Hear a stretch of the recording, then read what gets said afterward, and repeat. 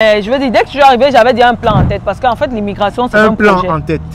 Toujours fait un plan. Toujours fait un plan.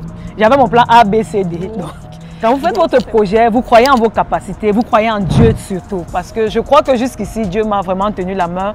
Je n'ai pas trimé, je n'ai pas miséré, que ce soit en termes de relations avec des personnes, avec des Canadiens comme des autres communautés. Mon intégration est vraiment à date. Je n'ai pas connu de choc, ni du climat, ni tout va bien. Bonjour, bonsoir. Bienvenue chez notre partenaire Lovaf. Bienvenue sur la chaîne Immigration et Entrepreneuriat. Alors, vous savez qu'on a lancé la toute première formation Comment ouvrir une épicerie au Canada. Avec mon partenaire, on vous accompagne à lancer une épicerie comme celle-ci. Mais bien sûr, ça va demander que vous soyez concentré, que vous soyez assidu. Parce que vraiment, il y a des personnes qu'on accompagne qui n'ont pas le mindset entrepreneuriat et qui pensent que les choses vont se faire d'elles-mêmes. Non, non, non, non. Ça va vous demander beaucoup d'efforts. Et si c'est une formation qui vous intéresse, cliquez sur le lien dans la description de cette vidéo. Il nous fera plaisir de vous accompagner afin que vous puissiez avoir une épicerie comme celle-ci. À très bientôt.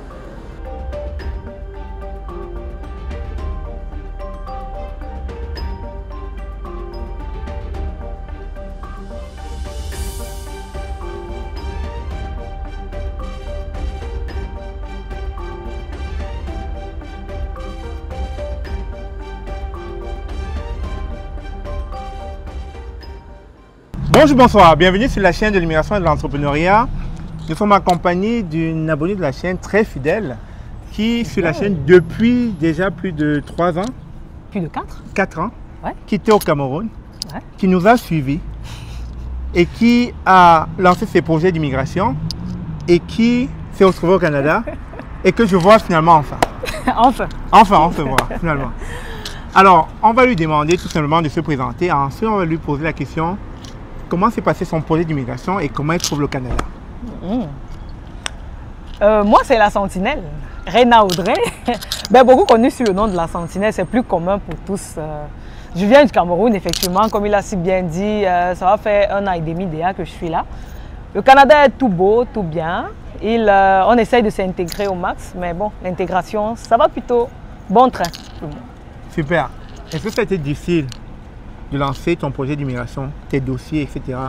Est-ce que ça a été compliqué? Parce que certains, souvent, sont intéressés sur la chaîne pour dire ça pour 3 ans, 4 ans, c'était long. Mais toi, tu es passé déjà à travers quel programme?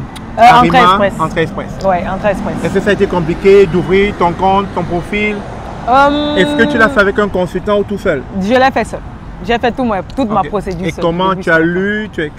Bon, je ne sais pas si je dois rentrer loin à la jeunesse ou je coupe court ou je concrasse. Va droit au but. Bon, droit au but, j'ai ouvert l'immigration qui m'emmène. J'ai juste fait 5 mois de procédure. 5 mois de procédure. Oui. 5 mois, vous imaginez, pour venir au Canada, 5 mois.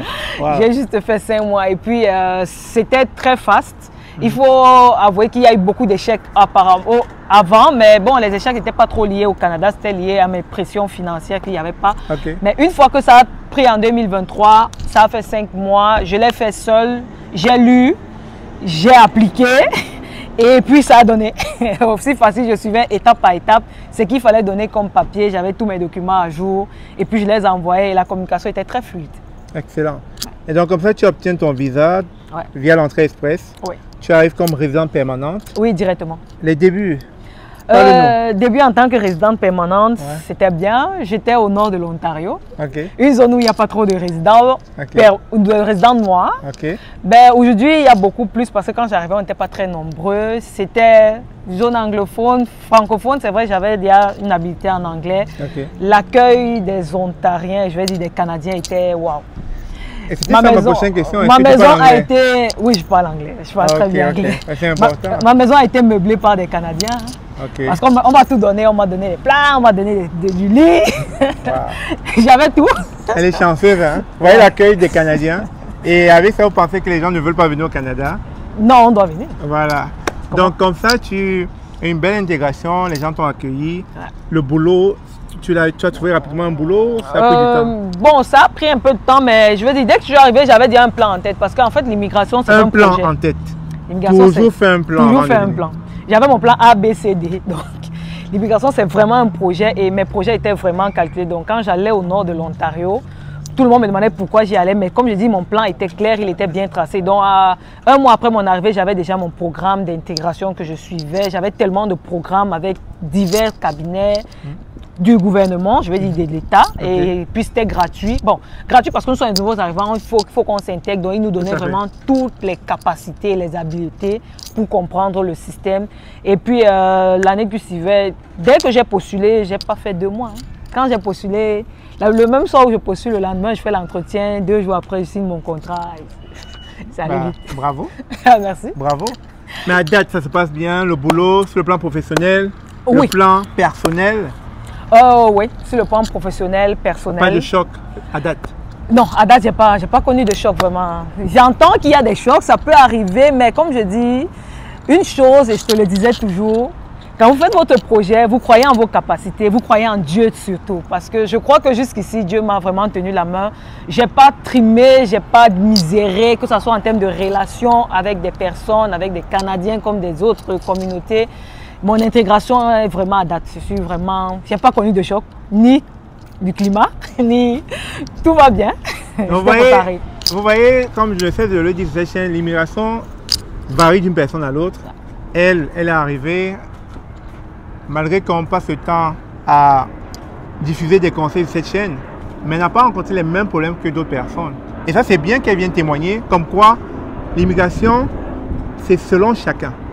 Chacun a sa propre expérience et son expérience, franchement, chapeau. Oui. Chapeau. Et bravo. Hein. Merci. Bonne intégration. Merci beaucoup. On se dit à très bientôt. Si vous avez des questions, mettez-les dans les commentaires. Je vais répondre. Ciao. Ok, excellent. Bonjour, bonsoir. Bienvenue chez notre partenaire l'OVAF. Bienvenue sur la chaîne Immigration et Entrepreneuriat. Alors, vous savez qu'on a lancé la toute première formation « Comment ouvrir une épicerie au Canada ». Avec mon partenaire, on vous accompagne à lancer une épicerie comme celle-ci. Mais bien sûr, ça va demander que vous soyez concentré, que vous soyez assidu. Parce que vraiment, il y a des personnes qu'on accompagne qui n'ont pas le mindset entrepreneuriat et qui pensent que les choses vont se faire d'elles-mêmes. Non, non, non, non. Ça va vous demander beaucoup d'efforts. Et si c'est une formation qui vous intéresse, cliquez sur le lien dans la description de cette vidéo. Il nous fera plaisir de vous accompagner afin que vous puissiez avoir une épicerie comme celle-ci.